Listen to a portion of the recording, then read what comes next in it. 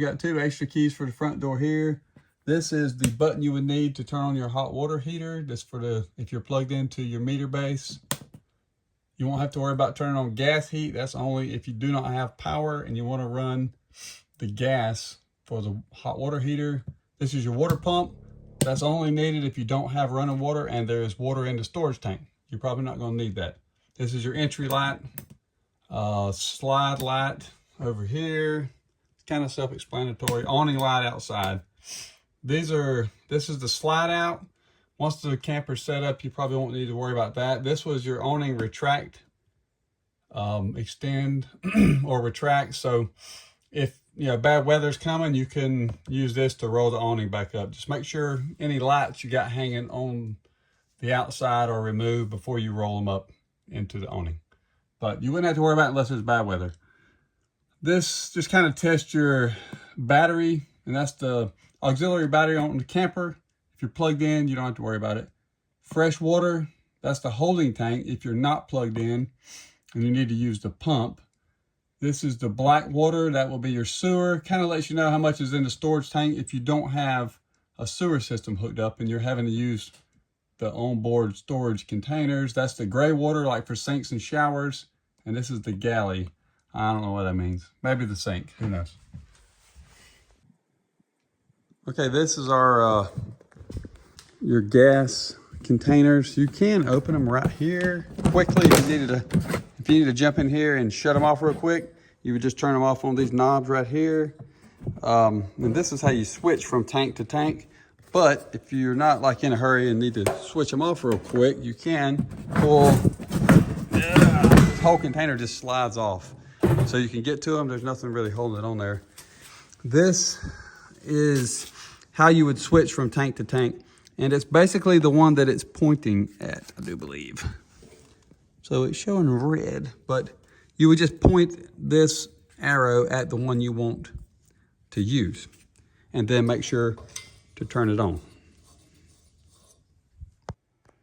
Okay, to start the stove, you'll have to make sure that this is open. And you'll just turn a burner to the little fire starter. Turn it to the right, and then you can adjust high to low to whatever you need. They all work the same. Well, I'll say that.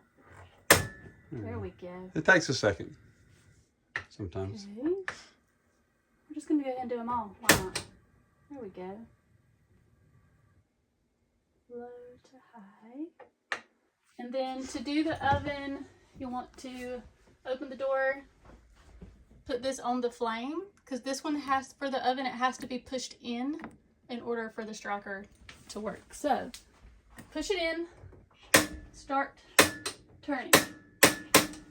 Okay, it's on now. I can see the little pilot light down there, and then you can adjust the temperature to whatever temperature you need on the dial up top. Okay, so it will not push in until you're on the flame, basically. If you try to push in on a number, that won't. It only goes in when it's pointed at the flame.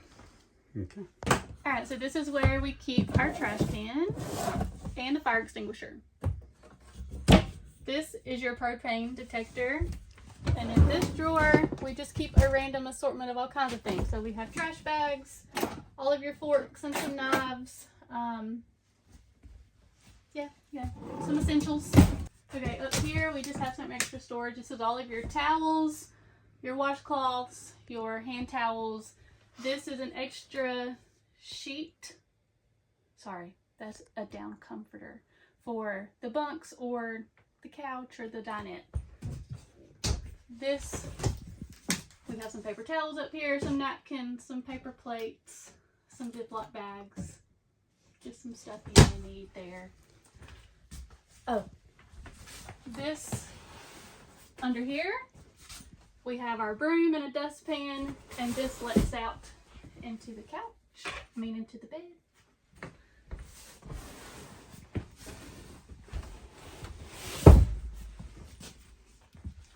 And this lets down into a cup holder. Alright, so we do have some plug-ins here for your phones. You do have to turn this on so that the blue is showing. And in here we have the remote to the TV, you know, if you get bored. This lets down into a bed, so you pop this off, pop the legs up, lay them down there. It lays on these little ledges, and the cushions will come off and make a whole bed. So,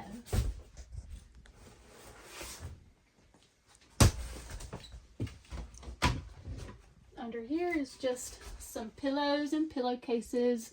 There's a blanket in there too. This side also lifts up. You can see the blanket way down there on the back. Whoop. That's probably enough. Okay, if you want to make sure your fridge is turned on and working, you'll hit this on-off button here. Wait for those to go off. You want it to be on the AU if you're plugged in to a power source. The LP would be to hook up to the propane if you needed that. Alright, up here we have just some like bowls and plates and saucers, some cups. These are like kitchen towels. And this is a fire blanket. You said it anyway. Gotta leave that in there. Fire blanket. That's one of them special fire blankets. If you need that, maybe you don't. This is your thermostat over here by the bathroom sink. It's pretty self-explanatory. You've just got, it's like a normal house thermostat. You would put it on heat we got it on heat now. So if you want it on heat, and then you would slide this lever here to the desired temperature, and then always leave it to auto on the fan to do normal cycling on and off. It does have overhead vents and also vents coming out of the air conditioner itself, but you can kind of direct those in whatever direction you need to. One thing we do that's kind of unique to this camper, in the bathroom here, if you're running heat in the wintertime, you need to flip this rug out of the way because that vent gets really hot, and you probably need to prop this door open so that some of that heat will come out of the bathroom and it won't be a mini oven when you go into the bathroom. But the heat only comes from the floor. It does not come from the upper vents. Okay, so the shower is pretty normal. Turn on the hot and cold down here. Once it comes on here, you can hit this button to turn it on and off. So if you just want to rinse off really quick, turn it off, put your shampoo in your hair, turn it back on, rinse it out. That's what that's good for. Because you only got 6 gallons. Make it fast. Of hot water, that is. These are your bunks. Got a little USB port in there, little shelves, put things. Same here, little USB port. Okay. All right, this is a storage container that's got several items in it. This is a container with like your water hose and stuff for the fresh water connection. This part here is if you're going to fill up the holding tank and then use the pump, you would fill it up here. This is like, it says city water connection. That's just where you put your water hose. This is actually a pressure valve, so leave this on there. That'll keep the camper from getting too much water pressure from your well. But hook this up, turn it on, and then, you know, make sure everything's off on the inside. You know, shower's not running, what have you. This is a little outdoor shower. I don't know, our key might work in there, but I kind of just pop it open. It's got a little shower head in case you need to rinse something off or take a shower. I don't know what you do with that, but there it is. This here is not where you, it says caution, it's not where you hook the fresh water up to the camper. This is only to clean out the black water sewer tank after everything's done and you've already dumped it, and I will probably do all that. You don't have to worry about it. That's just, some people have accidentally hooked the main water into there. The water hooks up on the backside for your fresh water. All right, this is where the sewer pipe hooks up. The sewer pipes, if it's not already hooked up, is inside the bumper. Pop that cap off. It's hard. And there's your sewer pipes in there. They clamp on to this point right here. Then you pull, these are kind of broke, but just you pull these levers out like so. And this side out, and this big one under here is for the sewer, the actual black water. These are more sinks and showers. Don't worry about that. That's just a clean out. It should stay on. But you would just hook all this up first and then open all 3 valves, and that would drain your sewer.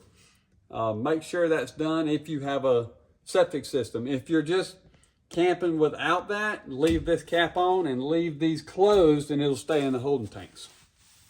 We hope this helps answer some of your questions about our camper, and we hope you enjoy your trip. If you have any questions, please feel free to reach out to us through the app.